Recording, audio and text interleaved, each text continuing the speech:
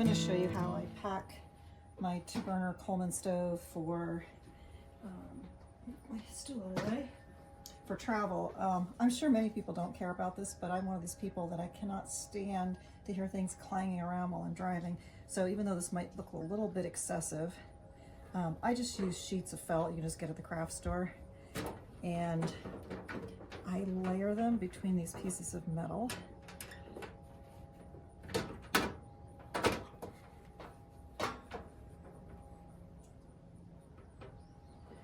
Put one between those two, and then I'll just put them across the burner panels here. And then just kind of hold it, and when it closes, all that felt is cushioning all those metal parts.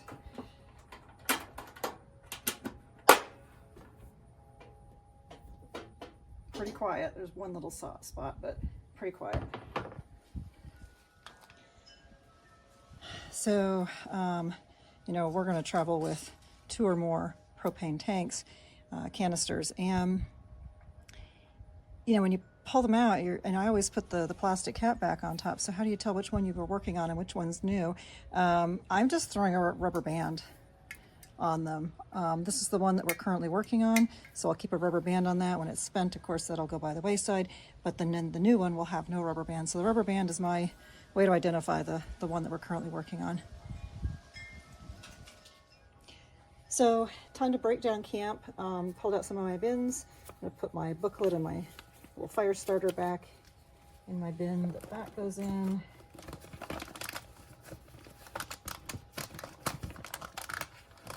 And put some of these items away. Let's see. Magnetic clips. Another part for the grill. My flashlight. This is for the bolts for the platform, so I'm going to keep that to one side at the top of this bin because the bolts will need to go in that. Kitchen towels. Let's see if I can put both of these in. I do the same thing with the felt sheets when I'm nesting, like between these enamel metal camping bowls. I use little pieces of felt. So you'll see when I put these, we've got the nice mugs, but I put felt down inside, and that way these can nest inside without too much clanging around. Put that a little bit differently. There we go. Got the handle against the felt. And then same thing. This one's got a piece of felt inside that I'll nest it into. Probably better if I take it out. And it just keeps everything nice and tight. Nothing's moving around. No extra noise while traveling. And there. That bin's ready to go.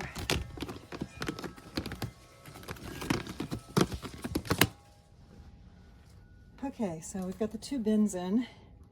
The next item that goes in is this just piece of wood that I use for a tabletop. It slides right across the top of the 2 bins. The grill sets inside the underside of this table that I use against the tire, that little side table that's kind of framed out. It sits right inside the frame. And that will just go up. And that slides right in. Then we've got our handy dandy toilet seat. Toilet goes in. And the leg to that table will just ride on top, off to the side.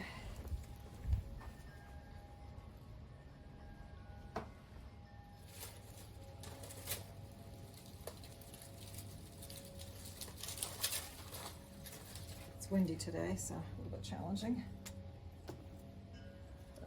Let's fold it up.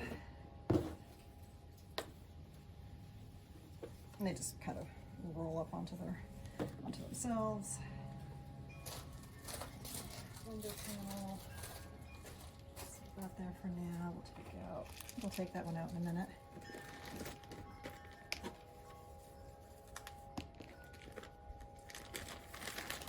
Let's get the other one.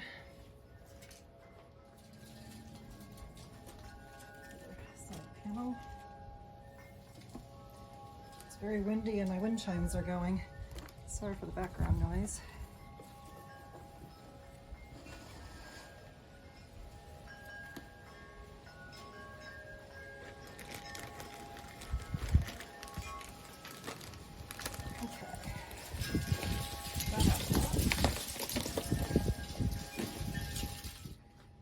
So I'm going around and I'm taking the sunshades out of the car. So these are from the front driver's door. I'm putting the Reflectix on the inside, otherwise when the sun hits it, it'll put a glare on the camera. So anyway, I'm just putting those together, mirror image, back ones. And all of these, when I made these, you know, I'm just using bias tape to combine the fabric that I chose, which was a flannel, and the Reflectix, and I just sewed that around using a cardboard template that I had made. But on all of mine, I put a little tab. It's just when you really are mashing them in, it's easier just to grab a tab to pull them out. So the bigger ones have 2 tabs.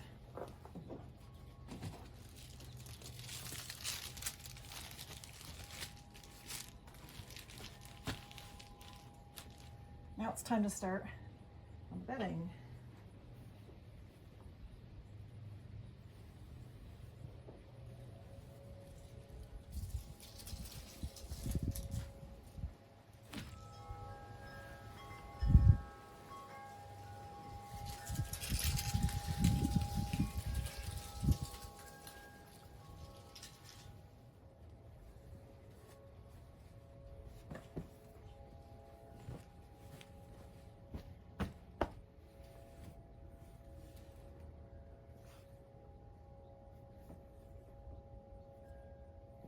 It's tempting when you leave to just wad everything into a ball, because you're going to just launder it anyway.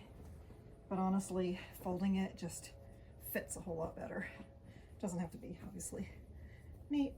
Just takes up less space when it's flat. One thing I don't think I demonstrated the other day, I think I had shown you how I put these seats forward. I put them forward until everything's in place, but honestly, the exact measurements that I used, and this being a 6-foot bed, when everything is in, I can actually click that seat back into its first position, and it pushes up against the mattress. But that way you can see how much storage now that there is in the front seats. When you're actually camping and sleeping, you still have all this space to put your bags, groceries, backpacks. You're not gonna you're not gonna be able to fit your body in here unless maybe, I guess you could sit sideways. You can't, obviously you can't travel this way, so you can't make any quick getaways.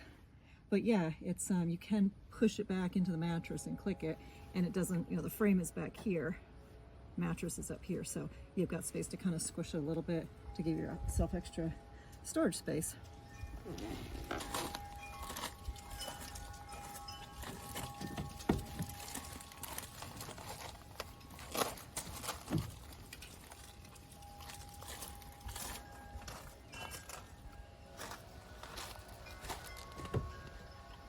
So taking off the sheet off this upper section and preparing to move this back into place for travel.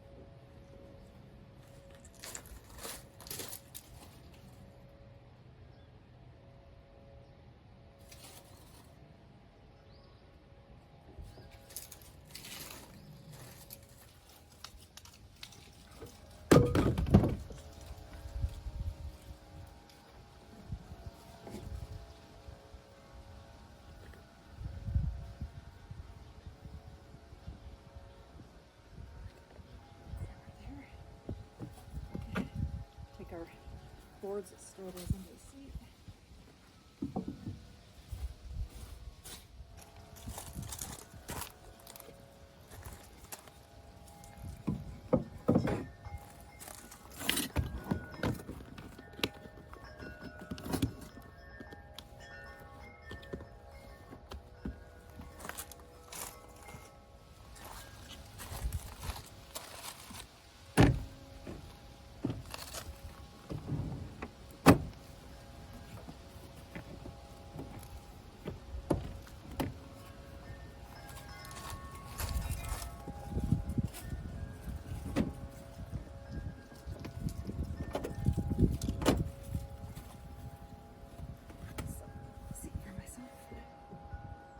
in there.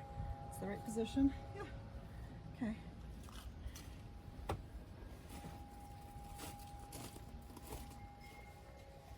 I'm gonna take my top sheet and just shove it into this space here. Just helps hold everything tight, and it's wasted space anyway.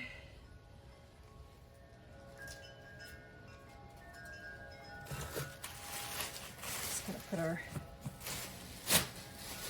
comforter and wool blanket into the bag.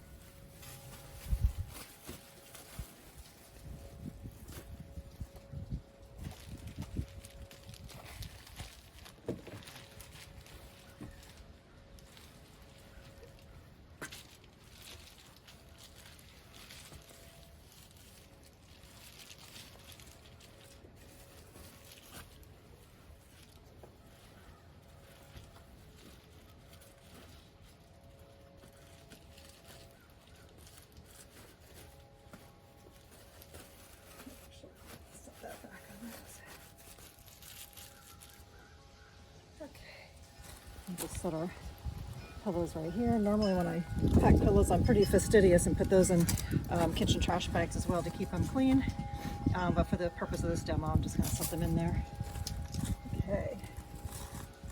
All right, I'm going to break down the picnic table, but before I do that, I got my rug. Turns out this rug that I keep in the back of the car anyway is got a rubber back. It rolls right up. Works great for right outside the car here, and literally fits right here in this space. Just perfect. Propane tank somewhere else. Okay, the table.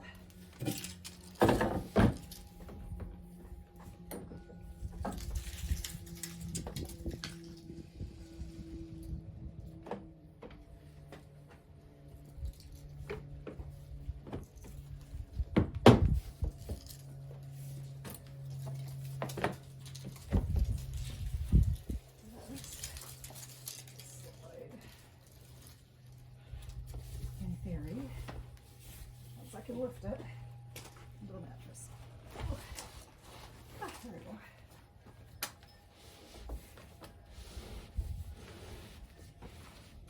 There. That doesn't take up much space at all. And then we've got our 2-man lawn chair. Also a bit of a workout, but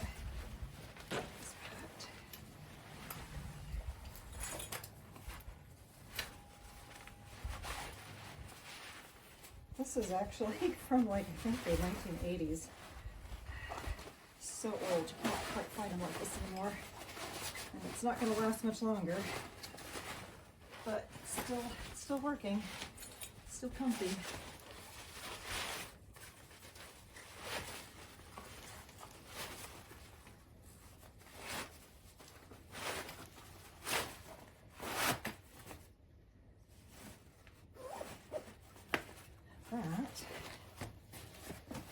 That's right along the side. Oh, there, like so. So when traveling, we can still see out those windows. Oh, getting the sun. One item I wanted to show you guys was the fairy lights that I put up inside the car. Where I can't hook it through things on the car itself, I've used many binder clips, and you jam one part into the plastic, the other one is out here, and obviously it holds the lights inside the clip. And I've done that, like I had a few loops to work with back here, but you can see where I've put them there.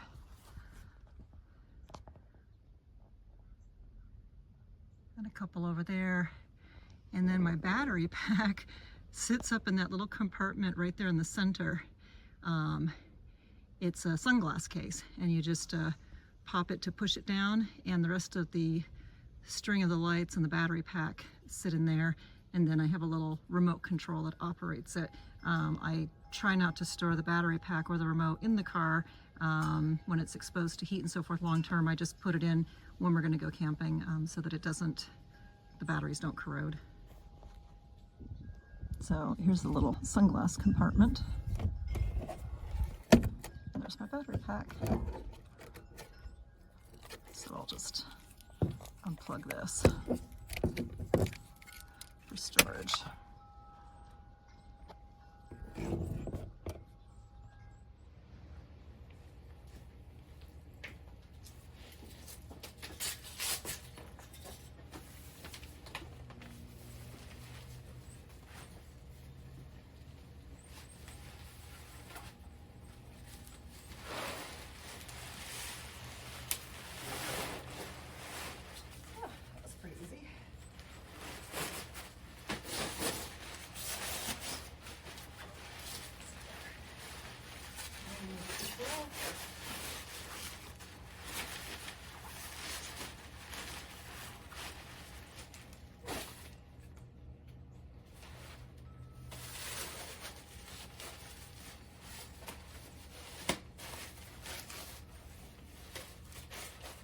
Portable TARDIS.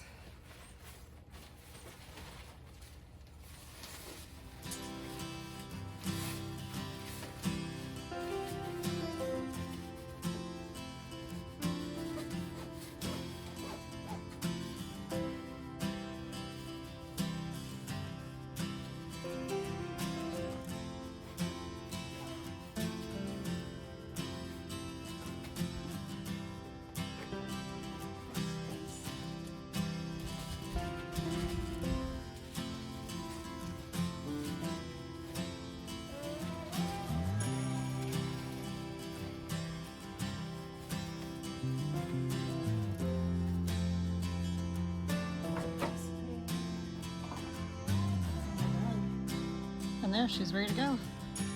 Ready to hit the road. Still tons of space to throw clothing or food or whatever you need. But yeah, pretty good visibility.